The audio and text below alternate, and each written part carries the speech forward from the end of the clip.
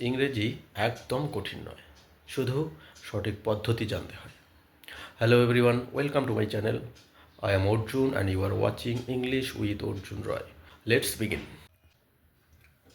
চলো আজকে ওয়ান্স এবং ওয়ান্স, ONCE ONES, এই দুটো শব্দের মধ্যে একটু তফাৎটা আলোচনা করে নিই। দেখো, ওয়ান্স ONCE, যার অর্থ হচ্ছে একবার অথবা কখনো এক সময়। এটি একটি অ্যাডভার্ব বা ক্রিয়া বিশেষণ। এটি একবার বোঝাতে কিংবা অতীতে কোনো সময় বোঝাতে ব্যবহার হয়। যেমন, আই মেট হিম ওয়ান্স, আমি তাকে একবার দেখেছি। She was once a teacher, তিনি একসময় শিক্ষক ছিলেন। এবারে ওয়ান্স ONES, ওয়ান্স ONES, যার অর্থ গুলো বা যেগুলো। এটি ওয়ান অর্থাৎ একের প্লুরাল বা বহুবচন হিসেবে ব্যবহার হয়।